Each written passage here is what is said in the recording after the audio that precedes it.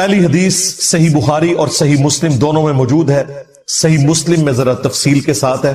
اللہ کے محبوب صلی اللہ علیہ وآلہ وسلم نے فرمایا کہ تم میں سے جو شخص اذان کی آواز سنے تو جو مؤذن کہتا ہے وہ انہی کلمات کو ریپیٹ کرے اور پھر اس کے بعد مجھ پر ایک دفعہ درود شریف پڑھے.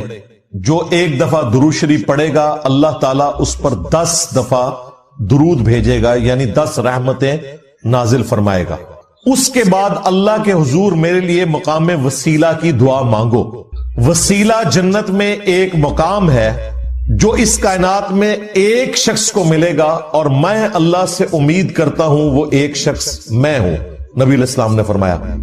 اور پھر آپ علیہ السلام نے ہمارے لیے خوشخبری فرمائی کہ جو یہ عمل کرے گا قیامت والے دن میری شفاعت اس کے لیے حلال ہو جائے گی انشاءاللہ تعالی. اللہم اجعلنا منہم.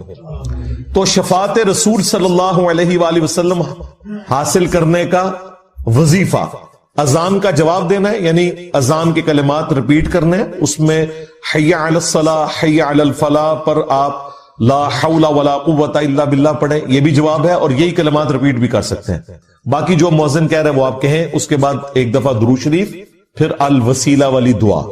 مسلم شریف میں وہ دعا نہیں آئی لیکن بخاری میں وہ دعا بھی آئی ہے. پھر اللہم رب هذه الدعوة التامة والصلاة القائمة آت محمدا الوسيلة والفضيلة وابعثه مقاما محمودا الذي وعدته وارزقنا شفاعته يوم القيامة. یہ بیچ میں خود سے ایڈ کر دیا ہوا ہے، وعدتا تک ہے. اس کے بعد انک لا تخلف المیعاد، یہ بخاری میں موجود نہیں لیکن سنن کبریٰ البیہقی میں صحیح سند کے ساتھ موجود ہے. انک لا تخلف المیعاد وہ پڑھ لیں بہتر ہے. وعدتا تک پڑھ لیں تب بھی دعا مکمل ہے. باقی جو خود سے لوگوں نے بیچ میں ایڈ کیے ہیں الفاظ وہ احادیث میں موجود نہیں ہے. ہم ایک ایک حدیث ڈسپلے کروا دیں گے تاکہ اگر کسی کو وہ دعا یاد نہیں ہے تو وہ امیج اس کا لے کر وہ دعا یاد بھی کر سکتا ہے. شفاعت رسول صلی اللہ علیہ وآلہ وسلم حاصل کرنے کا نسخہ یا وظیفہ. اب اس حدیث سے یہ بات پتہ چلی کہ اذان کے بعد درود شریف پڑھنا یہ نبی علیہ السلام نے مشروع فرمایا ہے، تعلیم فرمایا ہے. اذان کے بعد درود پڑھنا سنت ہے لیکن اذان کے ساتھ نہیں، اذان مکمل ہونے کے بعد. اذان سے پہلے درود پڑھنا اور اسے بالکل جوڑ دینا، اور وہ بھی صرف اس وقت پڑھنا جب سپیکر آن ہو، سپیکر آف ہو، بجلی گئی ہوئی ہو. تو چونکہ کوئی سننے والا نہیں ہے اس لیے صرف اذان کہنا اور درود شریف چھوڑ دینا، اس کا مطلب یہ ہے کہ ایک فرقہ واریت کی نظر ہے چیز. صحیح مسلم کی شرح لکھی ہمارے استاد غلام سعود سعیدی صاحب نے رحمہ اللہ تعالی، بریلوی عالم تھے. انہوں نے ڈھکے چھپے الفاظ میں بریلویوں کی خود مذمت کر دی. اس حوالے سے انہوں نے کہا کہ حضرت بلال حبشی رضی اللہ تعالیٰ عنہ ہم سے بڑے عاشق رسول تھے، صحابہ تابعین ہم سے بڑے عاشق رسول تھے. وہ جب اذان دیتے تھے تو اذان سے پہلے درود و سلام نہیں پڑھا کرتے تھے، لہٰذا بہتر یہی ہے کہ اسی طریقے سے اذان دی جائے. یہ مفتی منیب الرحمان جو مفتی اعظم ہے بریلویوں کے، ان کے مدرسے میں شیخ الحدیث تھے. میری ان سے تفصیلی ملاقات بھی ہوئی ہے 22 مارچ 2007 کو، بلکہ فجر کے فوراً بعد میری فلائٹ تھی تو میں رات کو پھر اسی مدرسے میں رکا تھا، آفس کے کام کے سلسلے میں گیا ہوا تھا. تو انہوں نے باقاعدہ شرح صحیح مسلم میں لکھا ہے کہ یہ اس طریقے سے اذان دے رہے ہیں اور اس کو عشق رسول بتا رہے ہیں، اور جو اذان نہیں دیتے انہیں وہ کہتے ہیں کوئی عشق سے محروم ہے. تو یہ بالکل غلط اپروچ ہے. البتہ اذان کے بعد درود شریف پڑھنا اور وہ بھی الوسیلہ والی دعا سے پہلے تاکہ نبی علیہ السلام کی شفاعت حاصل ہو، یہ سنت ہے.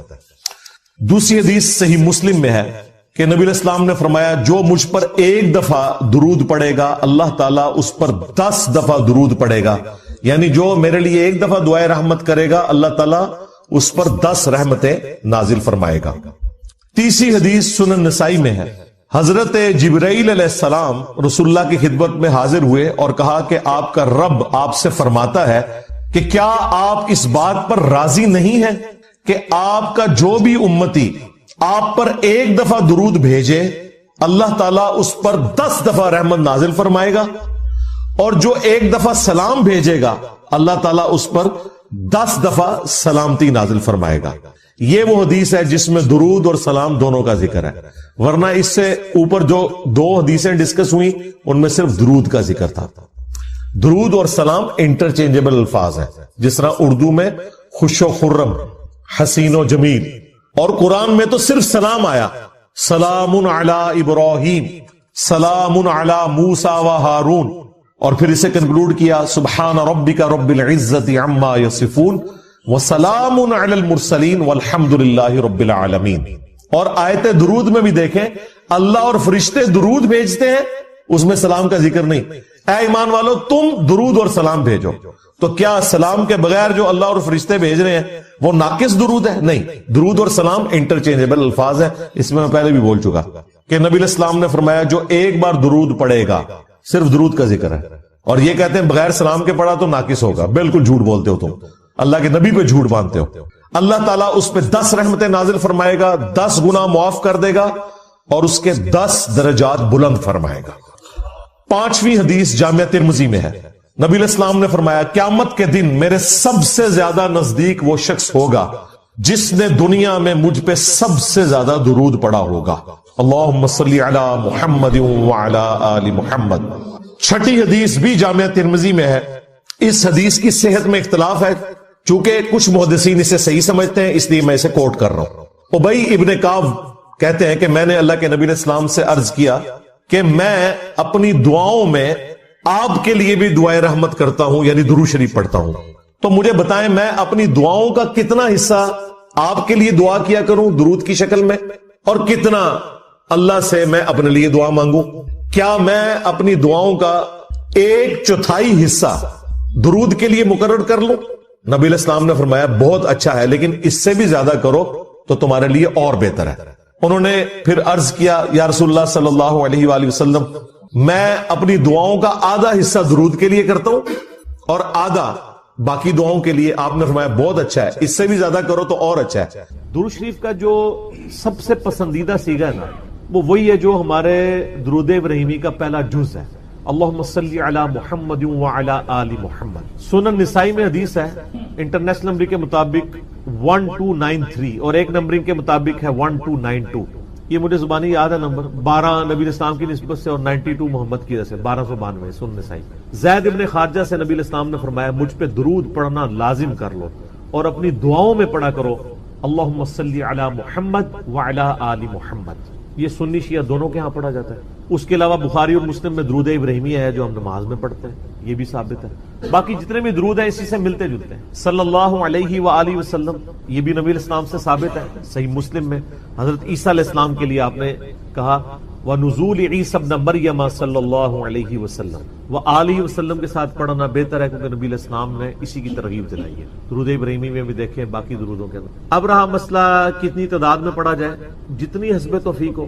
مجموع الزوائد میں ایک صحیح سند کے ساتھ حدیث موجود ہے سنن طبرانی کے ریفرنس سے کہ جو شخص صبح کے وقت 10 دفعہ درود شریف پڑھ لے اور 10 دفعہ شام کے وقت، قیامت والے دن اسے میری شفاعت نصیب. تو یہ بڑا آسان ہے، 10 دفعہ اللہم صلی علی محمد وعلی آل محمد پڑھنے میں کتنا ٹائم لگتا ہے. باقی اللہ تعالیٰ نے ڈیٹم لیول کے اوپر تو آپ پہ ویسے ہی یہ لازمی کر دیا ہے. نماز میں ہم درود شریف پڑھ ہی رہے ہوتے ہیں، ہر نماز میں پڑھ رہے ہوتے ہیں. درود شریف کے بغیر تمہاری نماز ہی مکمل نہیں ہوتی.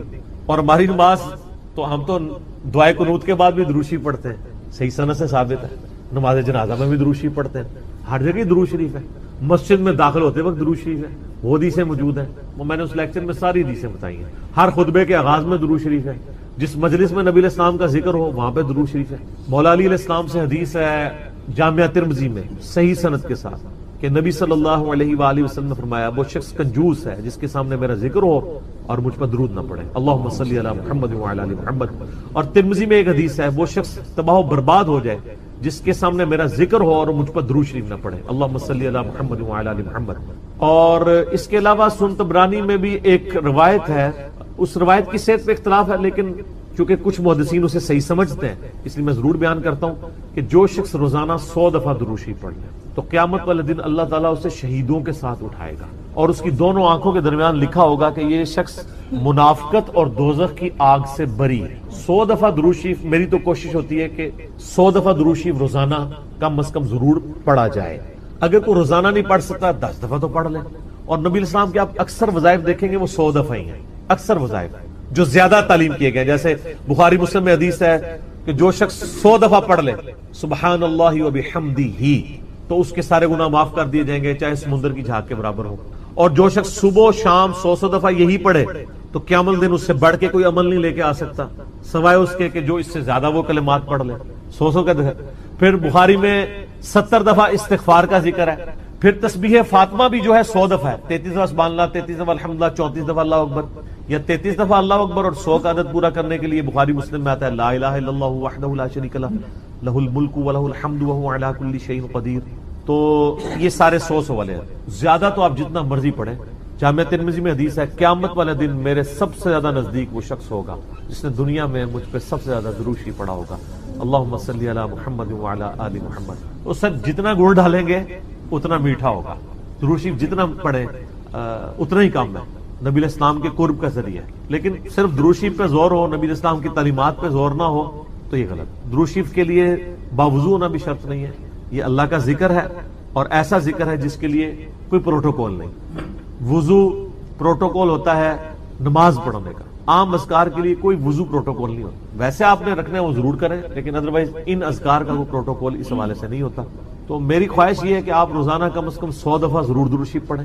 اگر نہیں پڑھ سکتے تو صبح فجر کے بعد 10 دفعہ اور 10 دفعہ مغرب کے بعد صبح شام 10 دفعہ پڑھ لیں تاکہ شفاعت رسول صلی اللہ علیہ وآلہ وسلم حاصل ہو.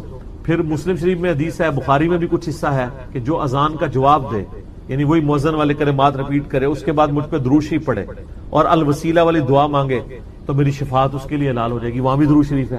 صحیح مسلم میں حدیث ہے جو ایک دفعہ 10 درود شریف پڑھے گا اللہ تعالیٰ اس پہ 10 رحمتیں نازل فرمائے گا. سنن نسائی میں حدیث ہے جو ایک دفعہ درود شریف پڑھے گا اللہ تعالیٰ اس پہ 10 رحمتیں نازل فرمائے گا، اس کے 10 درجات بلند کر دے گا، اسے 10 نیکیاں عطا فرمائے گا، اس کے 10 گناہ معاف کر دے گا. اتنی بڑی فضیلت ہے سر. اتنی بڑی فضیلت مجھے بتائیں کس عمل کی ہوگی؟ نفلی عبادات میں افضل ترین عبادت درود شریف. اچھا یہ درود شریف اللہ کی عبادت ہے کیونکہ آپ رجوع اللہ کرتے ہیں. اللہم صلی علی محمد وعلی آل محمد. یہ جو جمعے کے دن کے وظائف ہیں نا وہ آپ یعنی غروب آفتاب جمعرات والے دن اس سے لے کے جمعے کی مغرب تک کر سکتے. یہ نہیں ہوتا کہ جمعے کے دن کوئی کرنا ہو. تو جمعے والے دن درود شریف پڑھنے کی فضیلت ہے. ابو داؤد کے اندر اور ترمذی کے اندر، سنن نسائی میں، ابن ماجہ میں حدیث ہے کہ نبی صلی اللہ علیہ وآلہ وسلم فرمایا کہ جمعے کا دن تمام دنوں کا سردار ہے. اسی دن آدم علیہ السلام پیدا ہوئے، اسی دن وہ فوت ہوئے، اسی دن پہلا سور پھونکا جائے گا، دوسرا سور پھونکا جائے گا، قیامت قائم ہوگی.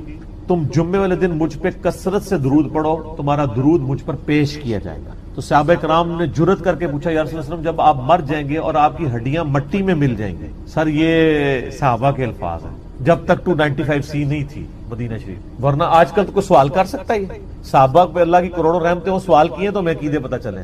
تو نبی علیہ السلام نے فرمایا کہ ان اللہ حرم علی الارض ان تأکل اجساد الانبیاء. بے شک اللہ نے مٹی پہ حرام کر دیے کہ نبیوں کے جسموں کو کھائے. تو نبیوں کے جسم سلامت ہیں قبروں کے، ان پر درود شریف پیش ہو. تو جمعے والے دن درود شریف کی خاص فضیلت ہے. جمعے والے دن ضرور 100 بار پڑھ لیا کریں. نبی علیہ السلام کی بارگاہ میں درود شریف پیش ہو رہا ہوتا ہے. وہ سنن نسائی میں حدیث ہے نا، زمین پہ کچھ فرشتے سیاحت کرتے ہیں، میرے امتیوں کا سلام مجھ تک پہنچاتے ہیں. اور میں نے دیکھا ہے کہ یہ حقیقت بات ہے. مسلمانوں کے جتنے مقادم فکر ہیں ان میں سے 2 مقادم فکر میں نے درود شریف کا بہت اہتمام دے. نبی علیہ السلام کا مبارک ذکر کرتے ہیں. پہلے نمبر پہ شیعہ حضرات کو کہ وہ درود شریف کا بہت اہتمام کرتے ہیں، اور دوسرے نمبر پہ اہل حدیث کے ہاں. آپ عرب میں چلے جائیں، آپ وہاں پہ عربی خطبے سنیں ان کے جمعوں کے. سر اگر ایک جملے میں 3 دفعہ آ رہا ہے نا تو وہ قال النبی صلی اللہ علیہ وآلہ وسلم پورا پڑھیں گے. یہاں ہمارے لوگ بیان کرتے پوری تقریر، میرے حضور گئے، حضور آئے، حضور نے کیا، درود شریف ایک دفعہ بھی نہیں پڑھتے کیونکہ ٹرینڈ میں نہیں. تو یہ ٹرینڈ سیٹ کرنا چاہیے. اور یہ بھی آپ کا کام ہے کہ جب کسی علماء سے آپ یہ سنیں کہ وہ بغیر درود شریف کے نبی صلی اللہ علیہ وآلہ وسلم کا ذکر کر رہا ہے تو آپ اسے بتائیں کہ یار چلو 4 دفعہ نام لیا ہے، 1 دفعہ تو درود شریف ساتھ پڑھتے ہیں. اور لیکن میں آپ کو بتاؤں بزرگوں کے جب نام لیں گے نا کبھی بغیر رحمت اللہ لے کے نہیں لیں گے. آپ یہ دیکھیں کہ کبھی کوئی کہہ دے کہ شیخ عبد القادر جیلانی نے فرمایا، ہمیشہ کہیں گے رحمت اللہ علیہ. تو پھر سر ہم کیوں نہ کہیں کہ آپ بابوں کو نبی علیہ السلام سے اوپر سمجھتے ہیں. بغیر رحمت اللہ علیہ کا کبھی بھی یہ ذکر نہیں کریں گے اپنے بابوں کا، لیکن نبی صلی اللہ علیہ وآلہ وسلم کا ذکر کر دیں. تو درود شریف کا اہتمام کرنا چاہیے. نبی صلی اللہ علیہ وآلہ وسلم نے اس کی ترغیب دلائی ہے. یہاں پہ میں ایک مسئلہ عرض کر دوں، جو درود شریف کے دشمن ہے نا، اہل بیت کے دشمن، اب وہ اکثر اس چیز کو اٹھاتے ہیں، وہ کہتے ہیں جی یہ جو درود شریف میں ذکر ہے نا اللہم صلی علی محمد وعلی آل محمد، یہاں آل محمد سے مراد نبی علیہ السلام کے اہل بیت نہیں ہے صرف، بلکہ پوری امت ہے، کیونکہ قرآن میں تو آل فرعون کہا گیا ہے فرعونیوں کو، آل موسیٰ، تو یہ بھی آل محمد سے مراد ہے محمد والے نہ۔ یہ کہانیاں اس وقت تک تھی جب تک کہ انجینئر صاحب کی ویڈیوز بخاری مسلم کی روشنی میں سامنے نہیں آئی تھی۔ صحیح بخاری میں یہ الفاظ ہیں کہ صحابہ کرام نے کہا اے اللہ کے محبوب صلی اللہ علیہ وآلہ وسلم، ہم نے سلام تو آپ پہ عرض کرنا سیکھ لیا ہے، السلام علیکہ ایھا النبی ورحمۃ اللہ وبرکاتہ، نماز میں آپ ہمیں یہ بتائیے کہ ہم آپ اور آپ کے اہل بیت پر درود کیسے پڑھیں، آپ اور آپ کی آل پہ نہیں، اہل بیت۔ تو کوئی نبی علیہ السلام کا امتی جو غیر سید ہے اور وہ کہہ سکتا ہے میں اہل بیت ہوں، تو اہل بیت کے اگینسٹ آل محمد آپ نے تعلیم دی۔ درود شریف میں آل محمد سے مراد اہل بیت، نبی علیہ السلام کی جو اولاد ہے، یعنی آل علی، آل عقیل، آل عباس، آل جعفر، جو صحیح مسلم میں غدیر خون کی حدیث کے اندر موجود ہے۔ تو یہ یہاں آل محمد سے مراد اہل البیت ہیں نبی علیہ السلام کی۔ باقی ان پہ درود پڑھیں گے تو ہم پہ تو ویسے ہی رحمتیں نازل ہو جانی ہیں، ان کے صدقے ہم تک بھی پہنچ جائیں گی اس حوالے سے۔ تو یہ میں نے ایک ضمناً مسئلہ عرض کر لیا، لوگ بیچ میں نا یہ ایک پخے چھوڑ رہے ہوتے ہیں، تو میں نے اس پہ میرا یوٹیوب پہ کلپ بھی چڑھا ہوا ہے درود اور اہل بیت کے دشمن، تو اس میں نے بتایا تھا یہ یعنی اپنے بغض کا اظہار اس طریقے سے کر رہے ہوتے ہیں، ان کو تو کوئی چیز اس طریقے سے ہضم نہیں ہو رہی ہوتی نا، تو وہ جان بوجھ کے ایسی باتیں نکالتے ہیں۔ درود شریف پڑھیں، اور مجھے یاد ہے کہ ایک 3-4 سال پہلے مجھے ایک بریلوی بھائی کا فون آیا، تو مجھے کہنے لگے کہ جی آپ کی ویڈیوز بہت اچھی ہیں، میں آپ کی ویڈیوز کی وجہ سے مسلک چھوڑا، سب کچھ سیکھا، آپ سے ایک ریکویسٹ کرنی ہے کہ آپ جب درود شریف پڑھتے ہیں نا تو آپ صلی اللہ علیہ وآلہ وسلم پڑھا کریں۔ تو آپ میری پرانی ویڈیوز دیکھیں تو اس میں صلی اللہ علیہ وسلم ہوتا تھا، تو میں نے اس کا پھر یہ مشورہ مانا، تو پھر میں نے آہستہ آہستہ اپنے آپ کو اس کا عادی کیا کہ وآلہ وسلم بھی کہا جائے، کیونکہ نبی صلی اللہ علیہ وآلہ وسلم کو یہ چیز پسند ہے کہ آپ صلی اللہ علیہ وآلہ وسلم کے اہل بیت کا ذکر کیا جائے، اس لیے درود ابراہیمی میں بھی اہل بیت کا ذکر کیا گیا۔ اچھا، درود ابراہیمی میں بعض لوگ کہتے ہیں یہ جو آل ابراہیم کا ذکر ہے تو آپ یہودیوں میں درود پڑھ رہے ہوتے ہیں۔ نہیں سر، یہودیوں میں کہاں درود ہے؟ اس میں ہے کہ اے اللہ درود بھیج محمد صلی اللہ علیہ وآلہ وسلم اور ان کی آل یعنی اہل بیت کے اوپر جیسا کہ تو نے رحمت بھیجی تھی۔ مثال ہے، اب والے یہودی تو ہے ضربت علیہم الذلہ والمسکنہ، یہ تو مغضوب علیہم ہے، یعنی مراد وہ جو اہل توحید تھے بنی اسرائیل میں سے۔ کون؟ حضرت موسیٰ علیہ السلام، عیسیٰ علیہ السلام، یعقوب علیہ السلام، یوسف علیہ السلام، جن پہ اولاد ابراہیم تو یہ ہے نا، وہ تو اولاد ابراہیم نہیں ہے نا جس نے ابراہیم والے کام ہی چھوڑ دیے۔ وہ تو قرآن میں آیا کہ حضرت نوح علیہ السلام نے کہا یا اللہ یہ میرا بیٹا ہے، اللہ فرمایا اس کے تو اعمال ہی کافر والے، تیرا بیٹا ہی نہیں، بیگوٹن سن تھا۔ تعلیمات پہ عمل نہ کرنے کی وجہ سے اللہ تعالیٰ نے بیگوٹن سن ہونا، سلبی بیٹا ہونے کا بھی انکار کر دیا۔ تو یہاں میں سیدوں سے بھی ریکویسٹ کروں گا کہ مہربانی کریں امت کے اوپر، اگر نوح علیہ السلام کا بیٹا ان کے طریقے پہ نہ چلے تو وہ ان کی آل سے فارغ ہے، اور آپ لوگ جو ہے وہ چرچ کے اڈے چلا رہے ہوں، شراب کے ڈیرے چلا رہے ہوں۔ مجھے اگلے دن ایک بھائی کی کال آئی ہمارے ادھر ہی جرمنی سے، وہ خود شیعہ تھے اور وہ رونا رو رہے تھے کہ یار اس وقت اہل بیت کے خلاف ایک پوری مہم کھڑی کی گئی، آپ کو پتہ ہے نا یہاں پہ امیر شام کے نام کے نعرے بھی لگوائے گئے۔ تو میں نے کہا جی ہم نے تو کاؤنٹر نیریٹو کھڑا کر دیا اس کے اوپر۔ تو بتانے لگے ایک کسی شیعہ ذاکر پورے اس ایک کمیونٹی کے بارے میں، وہ کہتے ہیں ہم ان کو ملینز آف روپیز سالانہ دیتے تھے، لیکن بعد میں پتہ چلا کہ وہ تو شرابیں پیتے ہیں اور عیاشیاں کرتے ہیں۔ وہ کہتے ہیں یہ اہل بیت کے نام کے اوپر جب اہل بیت کے دفاع کی باری آئی ہے تو یہ خود کون سے کرتوت کر رہے ہیں۔ اب الحمدللہ اہل تشیع کے اندر بھی اویئرنس آ رہی ہے، جیسا کہ بریلویوں کے اندر اویئرنس آئی کہ پیروں فقیروں نے ہمیں دھوکے میں رکھا ہوا ہے، یہ ہمارے نذرانوں سے یاشیاں کر رہے ہیں۔ یہی آپ کو یاشیاں شیعہ کے ہاں ذاکرین میں بھی نظر آئیں گے، وہ سارے وہ والے کام کر رہے ہوں گے، اچھے لوگ بھی ہیں لیکن برے لوگ بھی بیچ میں۔ تو ایسے لوگوں کو ممبروں پہ نہ آنے دیں، ان لوگوں کا خرچہ نہ اٹھائیں، اور یہ جو سید کے نام کے اوپر عزتیں ویل کر رہے ہیں نا، اس صورت میں کریں جب واقعی ان کے کام بھی ہوئی ہو۔ اگر کام ان کے نبی علیہ السلام کے دشمنوں والے ہیں تو ہم ان کی رسپیکٹ۔ میرا اپنا میکینیکل انجینئرنگ کی یعنی کلاس فیلو تھا یونیورسٹی میں، قادیانی تھا اور سید تھا، اس کے نام کے اندر تھا، میں اب نام نہیں اس کا لیتا، وہ ایک بالکل پرسنل بات ہو رہی، تو اس کا سید فلاں شاہ پورا نام تھا، کتنا سے تو میں پتہ ہی نہیں چلا، تو بعد میں قادیانی تھا۔ اب کیا ہمارے اہل تشیع کے ہاں جو سید ہیں اس کو سید ماننے کے لیے تیار ہو جائیں گے؟ نسل تو ہے نا، جینز تو ہے نا، وہ کہیں گے نہیں تعلیمات چھوڑ دیں۔ تو تو سر آپ تعلیمات چھوڑ دیں اور آپ ہمیں کہیں کہ آپ امتی ہو. سر ہم امتی سیدوں کے نہیں ہیں امتی تو نبی علیہ السلام کے لیے. یار مولا علی بھی کبھی مولا علی نے یہ دعویٰ نہیں کیا کہ یہ میری امت ہے, وہ بھی اپنے آپ کو غلام محمد ہی کہتے تھے. آپ شیعہ کا جو سلوگن دیکھیں وہ تو بالکل ٹھیک ہے, محمد اور آل محمد, آل علی نہیں کہتے ہیں. علی نہیں سر, سینٹرڈ پوائنٹ محمد صلی اللہ علیہ وآلہ وسلم کی ذات ہے, جس کی جو بھی عزت ہے وہ نبی علیہ السلام کی نسبت کی وجہ سے, جس کا جو بھی مرتبہ ہے وہ ان کی نسبت کی وجہ سے. اگر نبی علیہ السلام کو بیچ میں سے نکال دیتے ہیں پھر کوئی شخص کوئی مرتبہ ویل نہیں کرتا. تو محمد اور آل محمد, حالانکہ دیکھیں اولاد علی ہے لیکن نام کیا بولا جاتا ہے, آل محمد. کیوں؟ یہ اللہ نے رشتہ کروایا. ویسے سنن نسائی میں صحیح سند کے ساتھ حدیث ہے, پہلے حضرت ابوبکر نے رشتہ مانگا تھا نبی علیہ السلام سے سیدہ فاطمہ کے لیے, جب تک کہ حضرت ابوبکر خود سسر نہیں بنے تھے. نبی علیہ السلام نے کہا میری بچی چھوٹی ہے, پھر حضرت عمر نے مانگا, فرمایا چھوٹی ہے, پھر حضرت علی نے مانگا تو رشتہ کر دیا. پہلی حدیث صحیح بخاری اور جامع ترمذی میں حدیث ہے, جو شخص بھی یونس علیہ السلام کی دعا کے ساتھ اللہ کی طرف متوجہ ہوا اللہ تعالیٰ اسے محروم نہیں لوٹائے گا.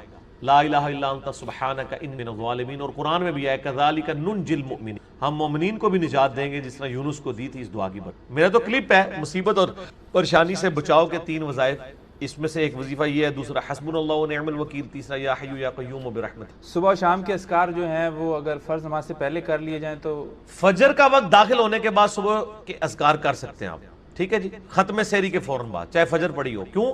وہ صبح کے اذکار ہیں. ٹھیک. اور شام کے اذکار, چونکہ شام کے اذکار ہیں, آپ غروب آفتاب سے پہلے کر لیں, سب سے افضل وقت وہ ہے, ورنہ آپ مغرب کے بعد کر لیں. افضل وقت یہ ہے کہ مغرب سے پہلے کریں. شام کے اذکار ہیں وہ رات کے نہیں ہیں, مغرب میں تو رات شروع ہو جاتی ہے. فی النار. اعوذ باللہ السمیع العلیم من الشیطان الرجیم من ہمزہ ونفخہ ونفثہ. بسم اللہ الرحمن الرحیم. رب اشرح لی صدری ویسر لی امری واحلل عقدۃ من لسانی یفقہوا قولی. بسم اللہ الرحمن الرحیم. ان اللہ وملائکتہ یصلون علی النبی یا ایہا الذین آمنوا صلوا علیہ وسلموا تسلیما. اللہم صل علی محمد وعلی آل محمد کما صلیت علی ابراہیم وعلی آل ابراہیم انک حمید مجید. اللہم بارک علی محمد وعلی آل محمد کما بارکت علی ابراہیم وعلی آل ابراہیم انک حمید مجید. اللہم ربنا آتنا فی الدنیا حسنہ وفی الآخرة حسنة وقنا عذاب النار. ربنا آتنا من لدنك رحمة وهيئ لنا من أمرنا رشدا. لا إله إلا أنت سبحانك إني كنت من الظالمين. حسبنا الله ونعم الوكيل. يا حي يا قيوم برحمتك أستغيث ولا حول ولا قوة إلا بالله العلي العظيم. آمین. الحمدللہ آج 15 جون 2025 کو سنڈے کے دن ہماری یہ قرآن کلاس نمبر 219 نمبر کی اسٹوڈیو ریکارڈنگ ہونے جا رہی ہے. آج انشاءاللہ تعالی ہم سورۃ الانبیاء سورت نمبر 21 سے سٹارٹ کریں گے. آج پارہ نمبر 17 کا بھی آغاز ہو رہا ہے اور پہلی سورت الانبیاء ہے. قرآن حکیم میں اس کا نمبر 21 ہے اور یہ مکی صورتوں میں سے ایک صورت ہے. اور مکی صورتوں کا جو اسلوب ہے وہ عقیدہ توحید سے متعلق ہے, فکر آخرت سے متعلق ہے. اس میں بھی اسپیسیفکلی آخرت میں اللہ تعالیٰ جو انسانوں کو اٹھائے گا اس کے حوالے سے ڈسکشن ہے, اور مختلف انبیاء کرام علیہ السلام سے متعلق جو ان کو مختلف قوموں میں بھیجا گیا, ان کے جو حالات و واقعات مختلف جگہ قرآن پاک میں رپورٹ ہوئے, کمبائنڈ فارم میں آپ کو یہاں پر ملیں گے. اسی نسبت سے اس کا نام سورۃ الانبیاء ہے. اس میں حضرت ابراہیم علیہ السلام کا ذکر خیر بھی ملے گا, عیسیٰ علیہ السلام کا, سیدہ مریم کا اور باقی انبیاء کرام کا. بعض کا نام آیا ہے, بعض کا تھوڑا تفصیلی ذکر آیا ہے, اور کنکلوژن اس کی اللہ کے محبوب صلی اللہ علیہ وآلہ وسلم کو جو اللہ تعالیٰ نے ٹائٹل دیا وما ارسلناک الا رحمتا للعالمین, اس پہ جا کر یہ سورت کنکلوڈ ہوگی. انبیاء کرام علیہ السلام سے متعلق عقیدہ کیا ہونا چاہیے اور انبیاء کرام کا اپنا کیا عقیدہ ہوتا تھا, یہ دونوں چیزیں اس سورت کے اندر بیان ہوگی. عام آدمی جس نے قرآن کبھی ترجمے سے نہیں پڑھا، اس سے اگر پوچھا جائے کہ سورت الانبیاء میں کیا ہوگا، تو عموماً جو آپ کو ان پڑھ جاہل قسم کے لوگ علماء میں سے بھی اور واعظین میں سے بھی، وہ آپ کو یہی کہتے سنائی دیں گے کہ جی اس میں انبیاء کرام کی خوبصورتی کا بیان ہوگا، ان کی آنکھیں کیسی تھیں، ان کے بالوں کا رنگ کیسا تھا. وہ اس قسم کی باتیں بیان کرتے ہیں اور ممبروں سے کرتے ہیں. سورت الانبیاء سے بہتر اور کوئی سورت نہیں ہے بات بتانے کے لیے کہ انبیاء سے متعلق آپ کا کیا عقیدہ ہونا چاہیے اور انبیاء کا عقیدہ توحید اپنا کیا تھا. یہ دونوں باتیں اس میں بیان ہوئی ہیں. اور ہمارے سب کانٹیننٹ میں جو دین تصوف نے عقائد کی خرابی پروپیگیٹ کر دی ہے، اس کی جڑ کاٹنے کے لیے ایک سورت کافی ہے. چھوٹی سی سورت ہے اور عقیدہ توحید کو بھی واضح کرے گی، انبیاء کرام علیہ السلام کے اپنے سٹیٹس کو بھی واضح کرے گی کہ انبیاء کے بارے میں آپ نے کیا عقیدہ رکھنا ہے، ان کو منی گاڈ نہیں بنانا. اور انبیاء کرام ہر مشکل، ہر پریشانی میں اپنے رب کی طرف رجوع لاتے تھے. اس کا ذکر بھی آپ کو اس میں ملے گا. یہ ڈومیننٹ چیز ہے سورۃ الانبیاء کے حوالے سے. سٹارٹ ہی میں آپ کو نبی اسلام کا جو ذکر خیر ہے، آپ کی جو دعوت توحید ہے، اس کے مقابلے پر مشرکین عرب نے جو آپ کو رسپانس کیا اور جو آپ کے لیے غلط زبان استعمال کی، آپ علیہ السلام کو جو تانے دیے اور اس پر جو اللہ تعالیٰ کا جواب ہے، شروع کی چند آیات میں ہی آپ کو عقیدہ کلیئر ہو جائے گا. اس عقیدے کا کوئی لینا دینا نہیں ہے دین تصوف میں پھیلائے گئے عقیدوں سے، جن میں پیغمبر منی گاڈ ہوتا ہے، کوئی بزرگ بابا جو ہے وہ منی رسول ہوتا ہے، اور ان کے علماء جو ہیں وہ منی صحابی ہوتے ہیں. یعنی اس طرح ان کو ٹائٹل دیے ہوتے ہیں انہوں نے اور ایسے مرتبے دیے ہوتے ہیں. یہ سٹارٹ ہی میں آپ کو بالکل کلیئر ہو جائے گا. اعوذ باللہ من الشیطان الرجیم، بسم اللہ الرحمن الرحیم. اقترب للناس حسابہم، قریب آ گیا ہے لوگوں کے حساب کا وقت. وہم فی غفلۃ معرضون، لیکن ان کا حال یہ ہے کہ وہ غفلت میں منہ پھیرے ہوئے ہیں. ایبسولوٹلی اس آیت کو دیکھا جائے تو پوری انسانیت کے لیے جیسے انسان نے مرنا ہے، آخرت کی زندگی شروع ہو جانی ہے، اس کا حساب بالکل اس کے قریب ہے، لیکن انسان غفلت کی زندگی گزار رہا ہے. اور اگر آپ اسے ریلیٹیولی دیکھیں آنے والے ٹاپک کے ساتھ، تو یہ مشرکین عرب سے متعلق ہے کہ اللہ تعالیٰ نے ان کے لیے فیصلہ فرما لیا ہے کہ ان پر عذاب استیصال آئے گا، غزوہ بدر کی شکل میں، اس کے بعد غزوہ احد کی شکل میں، خندق کی شکل میں. کئی لوگوں کو اس سے پہلی توبہ کی توفیق مل جائے گی، کئی کو نہیں ملے گی. ان کے حساب کا وقت اب قریب آ چکا ہے، لیکن یہ غفلت میں منہ پھیرے ہوئے ہیں. ما یأتیہم من ذکر من ربہم محدث، ان کے رب کی طرف سے کوئی بھی نئی نصیحت نہیں آتی مگر اس حال میں الا استمعوہ وہم یلعبون، کہ وہ اسے سنتے تو ہیں مگر کھیل کود میں مگن ہوتے ہوئے، کیجول لیتے ہیں. سورۃ الفرقان میں ہے نا کہ اللہ کے نیک بندوں کی نشانی یہ ہے کہ وہ اندھے اور بہرے بن کر اللہ کی آیات پر نہیں گرتے، غور و تفکر کرتے ہیں. اللہ تعالیٰ کی طرف سے پیغام آیا، اسے سیریس لینے کی ضرورت ہے. بجائے اس کے کہ اسے سیریس لیں، وہ کہتے تھے یہ اگلے لوگوں کی کہانی ہے، اور پہلے بھی ہم نے اتنی باتیں سنی، کوئی عذاب نہیں آیا. اگر یہ نبی واقعی سچا ہے اور یہ کہتا ہے کہ مرنے کے بعد زندہ کیا جائے گا، تو بڑا آسان سا ٹیسٹ ہے، ہمارے ماں باپ کو زندہ کر دے، ہمارے سامنے لے آئے، ہم اس پہ ایمان لے آئیں گے. تو بھائی اگر یہ سب کچھ ہو جائے تو پھر آپ کون سا ایمان لے کر آئے؟ ایمان کا تو مطلب ہی ہے غیب میں دیکھ کر ماننا. ان الذین یخشون ربہم بالغیب لہم مغفرۃ واجر کبیر، جو اپنے رب سے بغیر دیکھے ڈرتے ہیں ان کے لیے مغفرت اور بڑا اجر ہے. دیکھ کر تو سب نے مان لینا ہے. تو اللہ تعالیٰ فرما رہا ہے ان کے پاس کوئی بھی نصیحت آتی ہے، قرآن کی کوئی بھی صورت نازل ہوتی ہے، آیات نازل ہوتی ہیں، تو وہ اسے کیجول لیتے ہیں، اس حال میں سنتے ہیں کہ وہ کھیل میں مگن ہے. آج مسلمانوں کا بھی یہی حال ہے. مسلمان تو خیر اس سے بھی پیچھے چلے گئے، وہ کم از کم سن لیتے تھے، یہ تو سننے سے بھی قاصر ہے. عربی آتی نہیں ہے، ترجمہ سنتے نہیں ہیں. لاہیۃ قلوبہم، ان کے دل غافل ہو چکے ہیں. وَأَسَرُّ النَّجْوَى، اور یہ آپس میں سرگوشیاں کرتے ہیں. الذین ظلموا، جو کہ ظالم لوگ ہیں، اور کہتے کیا ہیں؟ هل هذا الا بشر مثلکم، یہ تو نہیں مگر تمہارے جیسا ہی ایک انسان. یعنی نبی اسلام کے بارے میں وہ کہتے ہیں یہ تمہارے جیسے ہی ایک انسان ہے، اس نے جو دعوی پیغمبری کیا ہے اس میں اور ہم میں کوئی فرق نہیں. نعوذ باللہ.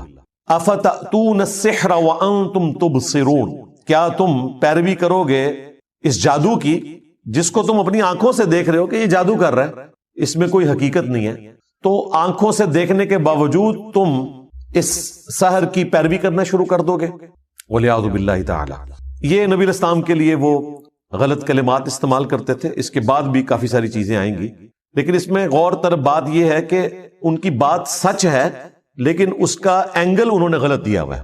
یہ بات تو سچ ہے کہ نبی الاسلام بھی انسان ہی تھے۔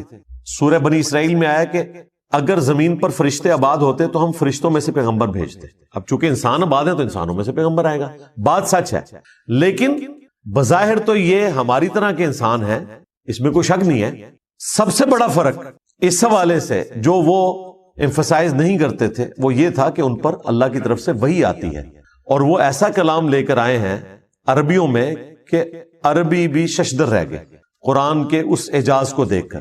اسی وجہ سے جو لوگ حق سے غافل تھے انہوں نے یہ کہنا شروع کر دیا گویا کہ نبی اسلام جادو کر دیتے ہیں لوگوں کے اوپر، جو بھی سنتا ہے وہ آپ پر ایمان لے آتا ہے اگر وہ سلیم الفطرت ہوا، اگر بے ایمانی پہ اترا ہوا ہے تو اس کے لیے قرآن میں کوئی ہدایت نہیں، سیدھی سی بات ہے۔ قرآن میں ہدایت اس کے لیے جو واقعی ہدایت قبول کرنا چاہے۔ صحیح مسلم میں جو دماد نامی ایک عامل کا ذکر ملتا ہے، اردو میں ہم زماد کہتے ہیں، عربی میں دماد ضاد کے ساتھ، وہ جھاڑ پھونک کا کام کرتا تھا۔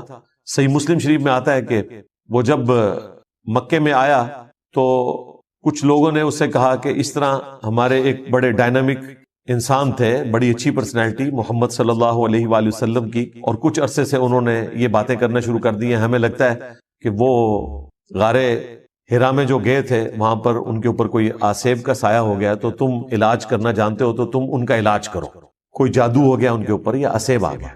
صحیح مسلم کے الفاظ ہیں کہ وہ نبی اسلام کے پاس آیا تو اس نے کہا کہ اے محمد اگر آپ چاہیں تو میں آپ کا علاج کر سکتا ہوں، آپ بتائیں کہ آپ کیا دعوت رکھتے ہیں، میں آپ کی بات سننا چاہتا ہوں تاکہ میں جج کروں۔ تو نبی اسلام نے ابھی قرآن تلاوت نہیں کیا، آپ نے صرف خطبے کے سٹارٹ کے الفاظ اس کے سامنے تلاوت کیے، ان الحمد للہ نحمده ونستعینه ونستغفره ونعوذ باللہ من شرور انفسنا ومن سیئات اعمالنا۔ یہ خطبہ جو میں سٹارٹ میں پڑھتا ہوں، اس نے کہا کہ ایک دفعہ مجھے دوبارہ سنائیں، دوبارہ سنا تو اس نے کہا میں گواہی دیتا ہوں کہ آپ اللہ کے رسول ہیں۔ یہ کلام ایسا کلام ہے ہی نہیں ہے، ابھی قرآن نہیں پڑھا تھا، صرف خطبے کے الفاظ، اور ظاہر اس میں تو دعوت تھی نا، آپ نے گاڈ اورینٹڈ ہونا ہے۔ ساحروں کی گفتگو اس قسم کی تو نہیں ہوتی، شاعروں کی گفتگو اس قسم کی تو نہیں ہوتی، وہ تو خوابوں کی دنیا میں رہتے ہیں، وہ تو عشق مجازی کا شکار ہوئے رہتے ہیں، یہ تو گاڈ اورینٹڈ چیز، اور وہ بھی اتنی پرفیکشن کے ساتھ، وہ ایمان لے آیا۔ اب اس فیلڈ کے ایکسپرٹ نے اسلام قبول کر لیا، ہونا تو چاہیے تھا جن لوگوں نے بھیجا تھا وہ سارے بھی مسلمان ہوتے، کیونکہ جس بندے کے اوپر ان کا تکیہ تھا وہ ایمان لے آیا، لیکن وہی ہوا جس طرح جادوگر ایمان لے آئے، فرعون نہیں ایمان لے کر آیا، حالانکہ فرعون کو ایمان لانا چاہیے تھا کہ اس کے اپنے جادوگر مان گئے کہ یہ جادو نہیں ہے۔ یہاں پر بھی کافروں کو مان لینا چاہیے تھا کہ زماد نے جب یہ بات کہہ دی تو پھر یقیناً نبی علیہ السلام ایک غیر معمولی انسان ہے، لیکن چونکہ وہ حق قبول نہیں کرنا چاہتے تھے اللہ تعالیٰ نے ان کو ہدایت نہیں دی، تو پھر ان کے پاس بہانہ یہ ہوتا تھا کہ یہ جادو ہے، اگلے لوگوں کی کہانیاں ہیں۔ اب اس کے جواب میں نبی علیہ السلام نے اللہ کے حضور عرض کی، قال ربی یعلم القول فی السماء والارض۔ نبی علیہ السلام نے کہا کہ میرا رب خوب جانتا ہے جو بات کہی جاتی ہے آسمان میں اور زمین میں، وہو السمیع العلیم، اور وہی سننے والا ہے، سب کچھ جاننے والا ہے۔ یعنی نبی علیہ السلام نے اپنے غم کی فریاد اپنے رب کے حضور رکھی، اور مشرکین عرب سے کہا کہ یہ جو کچھ تم باتیں کر رہے ہو نا میرے بارے میں، میرا رب خوب جانتا ہے، اسے تو پتا ہے کہ میں اللہ کا پیغمبر ہوں، ہر چیز سے وہ واقف ہے۔ بل قالوا اضغاث احلام، بلکہ وہ یہ بھی کہنا شروع ہو گئے کہ یہ پریشان خواب ہیں، بل افتراہ، بلکہ یہ خود سے انہوں نے گھڑ لیا ہے، بل ہوا شاعر، نہیں بلکہ یہ شاعر ہے، خود بھی ایک بات کے اوپر قائم نہیں ہے۔ دیکھیں اگر کسی شخص کو یہ پتا چل گیا کہ یہ سامنے والا بندہ کیا ہے تو وہ بار بار اپنا بیان تو نہیں بدلتا۔ تم نے ساحر کہا، چیپٹر کلوز کرو، نہیں تسلی نہیں ہوئی کیونکہ جھوٹ کہا ہوا تھا نا۔ کسی کو یہ لولی پاپ دے دیا کہ ان کو خواب آتے رہتے ہیں، وہ یہ بیان کرتے ہیں۔ بعض جگہ پہ آیا کہ یہ اساطیر الاولین ہے، اگلے لوگوں کی کہانیاں بیان کرتے ہیں۔ اچھا، بعض لوگوں کو انہوں نے کہا کہ انہوں نے اللہ پر جھوٹ باندھ دیا، اور بعض کو کہا کہ یہ شاعر ہے۔ اب اتنے زیادہ بیانات، جادوگر، دیوانہ، اگلے لوگوں کی کہانیاں، پریشان خواب، جھوٹ گھاڑ لیا ہے، شاعر ہیں، مجنون ہیں، یعنی یہ 7 تو میں نے انگلیوں پہ آپ کو گنوا دی گالیاں جو وہ دیا کرتے تھے اپنے نظام میں۔ اب اس کے اگینسٹ نبی الاسلام کو نبوت ثابت کرنے کے لیے وہ ڈیمانڈ کیا رکھ رہے ہیں؟ فَلْيَأْتِنَا بِآیَةٍ كَمَا أُرْسِلَ الْأَوَّلُونَ، اگر واقعی یہ پیغمبر ہے نا تو یہ اس طرح کے معجزات کیوں نہیں لے کر آتا جو معجزات اگلے لوگوں کو، اگلے پیغمبروں کو دیے گئے تھے۔ یعنی یہ ہمیں خود ہی بتاتا ہے کہ موسیٰ علیہ السلام کے پاس عصا کا معجزہ تھا، وہ اژدہا بن جاتا تھا، عیسیٰ علیہ السلام مردوں کو زندہ کر دیتے تھے، تو اس قسم کا کوئی معجزہ یہ ہمیں بھی کر کے دکھائے، ہم مان لیں گے۔ اچھا، یہاں تک اگر بات دیکھی جائے تو لاجیکلی ان کی بات درست ہے کہ جو پیغمبر عوام کے سامنے اگلے انبیاء کے واقعات بیان کر کے اور ان کے معجزات بتا کر دعوی نبوت کر رہا ہے، تو اس کا منطقی نتیجہ یہ ہے کہ اس کے مخاطبین اس سے کہیں کہ اچھا یہ جو آپ بتا رہے ہیں آپ بھی کر کے بتائیں نا، تو ہم آپ پر ایمان لے آئیں گے۔ تو یہ ڈیمانڈ کوئی غلط نہیں تھی ان کی، لیکن اللہ کا فیصلہ کچھ اور تھا۔ اللہ تعالیٰ نے اس کے جواب میں کیا فرمایا؟ اس جگہ پر ہر جگہ جواب ڈیفرنٹ آئے گا، یہاں پر کیا جواب آیا؟ ما آمنت قبلہم من قریۃ اہلکناہا، ان سے پہلے جو بستیاں ہلاک کر دی گئیں ان کے رہنے والے بھی ایمان نہیں لے کر آئے تھے۔ افہم یؤمنون، تو کیا اب یہ لوگ ایمان لے آئیں گے؟ یعنی اللہ تعالیٰ نے اپنا ایک رول بتا دیا کہ اگلے انبیاء کے ماننے والوں کی ڈیمانڈ کے اوپر ہم نے منہ مانگے معجزات دکھائے، تو اس کا اینڈ رزلٹ یہی نکلا کہ ایمان وہ نہیں لے کر آئے۔ تو ان کے ساتھ بھی یہی ہونا ہے، اگر ہم نے ان کا منہ مانگا معجزہ دکھا دیا تو یہ ایمان نہیں لائیں گے۔ لیکن اس کے بعد رزلٹ کیا نکلے گا؟ وہ سورہ بنی اسرائیل میں اللہ تعالیٰ نے جب 9 معجزات کا ذکر کیا جو نبی الاسلام سے وہ ڈیمانڈ کرتے تھے، انہوں نے ایک پوری لسٹ ان کو پیش کی تھی کہ آپ آسمان پر چڑھ کر بتائیں، ہمارے سامنے چڑھے اور ہمارے سامنے آپ کتاب لے کر اترے، ہم مان لیں گے۔ آپ کا کوئی باغ ہو جس میں آپ نہریں رواں کر دیں، آپ کا سونے کا کوئی گھر ہو، اس قسم کی وہ ڈیمانڈ کرتے تھے۔ اس کے جواب میں اللہ تعالیٰ نے فرمایا کہ تم فرماؤ کہ میں بشر ہوں، رسول ہوں، میرا کام دعوت حق پیش کرنا ہے، یہ معجزات اللہ کے پاس ہے۔ اور پھر کئی جگہ پر قرآن پاک میں اس بات کا جواب اللہ تعالیٰ نے اس طریقے سے دیا کہ اگر ہم ان کو منہ مانگا معجزہ دکھا دیں گے پھر ان کے لیے وقت مقرر کر دیا جائے گا، پھر یہ توبہ نہیں کر سکتے، اگر ایمان نہیں لائیں گے تو ہلاک کر دیے جائیں گے، جس طرح کے اگلے لوگ ہلاک کر دیے گئے۔ سورۃ المائدہ کے اینڈ میں بھی آتا ہے نا، جب عیسیٰ علیہ السلام کے ماننے والوں نے کہا نا کہ آپ آسمان سے ہمارے لیے کھانا نازل ہونے کی دعا کریں، تو عیسیٰ علیہ السلام نے کیا کہا تھا کہ اگر تمہیں یہ منہ مانگا معجزہ دکھایا گیا اور یہ کھانا نازل ہوا اور پھر جس نے انکار کیا پھر اللہ تعالیٰ کی طرف سے عذاب آئے گا۔ یہ اللہ تعالیٰ نے فرمایا کہ میری طرف سے اعلان ہے، ان کو سنا دو۔ تو یہ اللہ تعالیٰ کا قانون ہے کہ جب منہ مانگا معجزہ پورا کیا جائے، اس پر انکار آئے تو پھر اللہ تعالیٰ اس قوم کو ہلاک کر دیتا ہے۔ لہٰذا یہ اللہ تعالیٰ کی رحمت ہے کہ منہ مانگا معجزہ نہ دکھایا جائے۔ رہا یہ وسوسہ آنا کہ ہو سکتا ہے کہ وہ ایمان لے آئیں، تو بھائی پورا ٹریک ریکارڈ ہے، لوگ ایمان نہیں لے کر آئے۔ سورۃ الانعام میں، سورہ الحجر میں اللہ تعالیٰ نے فرمایا کہ اگر ہم ان کی آنکھوں کے سامنے آسمان سے قرآن کو نازل کرتے تختیوں کے اوپر اور یہ نازل ہوتا ہوا دیکھ لیتے اور اس لکھی ہوئی کتاب کو اپنے ہاتھوں سے چھو بھی لیتے، تب بھی انہوں نے یہ کہنا تھا کہ ہماری آنکھوں پر جادو کر دیا گیا، یعنی دل بے ایمان تھے اجتا ٹھیر۔ آپ یہ نہ سمجھے کہ اگر ان کی وہ ڈیمانڈ پوری کی جاتی تو انہوں نے مان لینا تھا، بالکل نہیں ماننا تھا۔ کیا جادوگروں کے ایمان لانے کے بعد فرعون نے مان لیا تھا کہ میرے ایکسپرٹس نے ڈکلیئر کر دیا ہے کہ یہ جادو نہیں ہے، یہ پیغمبر ہے؟ نہیں مانا۔ تو یہ اللہ کی رحمت ہے، منہ مانگا معجزہ نہ دکھانا۔ اگر منہ مانگا معجزہ دکھا دیا جائے تو پھر اللہ تعالیٰ کا عذاب آ جاتا ہے اور پھر وہ عذاب ٹلتا نہیں ہے۔ اگر کوئی اس وقت توبہ بھی کرے اس کی توبہ قبول نہیں ہے۔ یہی بات اللہ تعالیٰ نے یہاں کی۔ کیا ان سے پہلے لوگ جن کو ہم نے ہلاک کیا، ان قوموں کو، وہ ایمان لے آئے تھے جو یہ ایمان لے آئیں گے؟ اب اس سے یہ بھی پتا چل گیا کہ نبی علیہ السلام کو اللہ تعالیٰ نے کافروں کو دکھانے کی خاطر اس قسم کا کوئی معجزہ نہیں دیا جو کافر ڈیمانڈ کیا کرتے تھے۔ لہٰذا یہ دعویٰ کرنا کہ عبد القادر جیلانی نے مردہ زندہ کیا اور اس میں یہ رنگ بھرنا کہ چونکہ حضرت عیسیٰ علیہ السلام نے مردہ زندہ کیا تھا تو اس امت کے اولیاء جو ہیں وہ بنی اسرائیل کے پیغمبروں کی طرح ہیں، یہ کوئی آیت حدیث نہیں ہے، یہ ایک آپ سمجھ لیں قرآن و حدیث سے ڈڈکٹ ہوئی ہے بات، اور وہ صرف علماء کے لیے نہیں ہے، یہ پوری امت ہی نبیوں والا کام کر رہی ہے. کنتم خیر امت اخرجت للناس تأمرون بالمعروف وتنہون عن المنکر. یہ پوری امت ختم نبوت کی برکت سے نبیوں والا کام کر رہی ہے. اس اعتبار سے پوری امت بنی اسرائیل کے پیغمبروں کی طرح ہے کام کرنے کے اعتبار سے. مرتبے کی نہیں بات ہو رہی، یہ ذہن میں رکھیے گا. انبیاء کے مرتبے کو کوئی نہیں پہنچ سکتا کام کرنے کے اعتبار سے. اب جن کی پرائمری رسپانسبلٹی تھی دعوت حق پیش کرنا، یعنی کہ اللہ کے محبوب صلی اللہ علیہ وآلہ وسلم، ان کے مخالفین جو تانا دیا کرتے تھے، اس تانے کو ختم کرنے کے لیے بھی اللہ تعالیٰ نے نبی علیہ السلام کو عصا کا معجزہ یا مردہ زندہ کرنے کا معجزہ نہیں دیا. تو عبد القادر جیلانی تو شاہی کوئی نہیں، یہ ساری سٹوریاں کہانیاں بنائی ہوئی ہیں. پھر عبد القادر جیلانی کو بھی جسٹیفائی کرنے کے لیے نبی علیہ السلام سے متعلق بھی ایک جھوٹا واقعہ مشہور کر دیا کہ ایک صحابی کے بچے نے جو ہے وہ دوسرے بچے کو ذبح کیا، اور پھر نبی علیہ السلام کی دعوت کو جابر بن عبداللہ کی طرف منسوب. ایک توبہ توبہ توبہ. قرآن تو بالکل اور بات کر رہا ہے.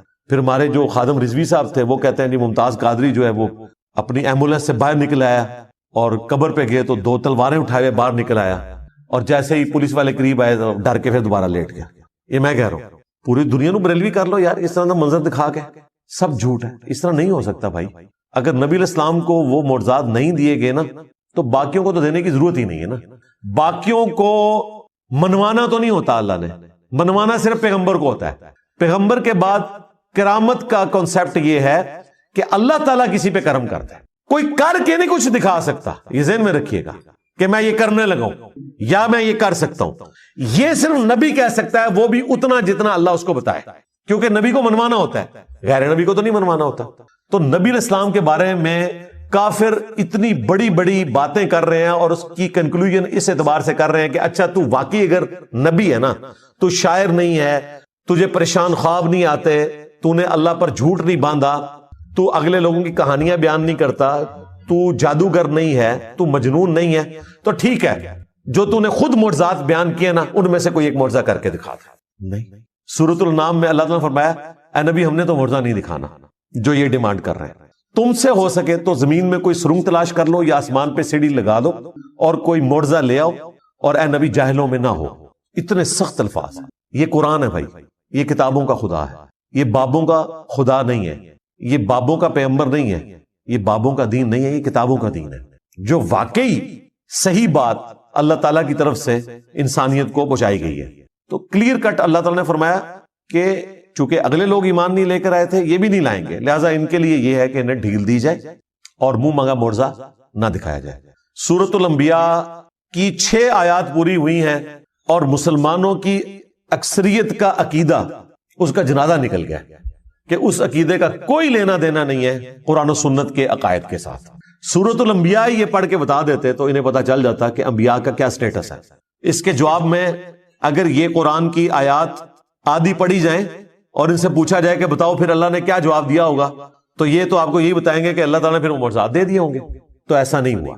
سورۃ العنکبوت میں اللہ تعالیٰ نے فرمایا کہ اے نبی اس قرآن کے نزول سے پہلے نہ تو آپ کتاب میں سے کچھ پڑھ سکتے تھے، نہ اپنے دائیں ہاتھ سے کچھ لکھ سکتے تھے، ورنہ یہ چیز کافروں کو شک میں مبتلا کر دیتی کہ یہ کتاب آپ نے خود لکھ لی ہے. کیا ان کے لیے کافی نہیں ہے کہ اللہ تعالیٰ کی آیات صبح و شام ان پر تلاوت کی جاتی ہیں؟ یہ معجزہ ہے. تو دعوی نبوت والا معجزہ نبی علیہ السلام کا قرآن ہے، جس طرح کہ عیسیٰ علیہ السلام کا مردوں کو زندہ کرنا اور موسیٰ علیہ السلام کا لاٹھی کو پھینک کر اژدہا بنانا اور اسے ہاتھ لگانا اور دوبارہ اس کا لاٹھی بننا. اس طریقے پہ نبی علیہ السلام کا معجزہ یہ قرآن ہے. یہ سورۃ العنکبوت میں اور کئی صورتوں میں ذکر ہوا، اور نبی علیہ السلام نے تو بالکل کھول کر اس کو مزید بیان کیا. بخاری مسلم میں حدیث ہے اللہ تعالیٰ نے ہر نبی کو کوئی نہ کوئی معجزہ دیا تھا. یہ معجزہ تو ہم ویسے علم الکلام میں استعمال کرتے ہیں، قرآن و سنت میں اس کے لیے ٹرم آتی ہے آیتن. یہاں پر بھی دیکھ لیں فَلْيَأْتِنَا بِآیَةٍ، نشانی، معجزہ عقل کو عاجز کر دینے والی چیز، فزیکل فینامنا آف نیچر کو توڑنے والی چیز، اس لیے ہم یہ معجزہ کی ٹرم استعمال کرتے ہیں. ویسے اس کے لیے ٹرم ہے آیا، نشانی. تو اللہ تبارک و تعالیٰ نے نبی علیہ السلام کو قرآن کا معجزہ دیا. بخاری مسلم میں اس حدیث میں آتا ہے کہ ہر نبی کو معجزہ دیا، مجھے اللہ تعالیٰ نے وحی کا معجزہ دیا ہے.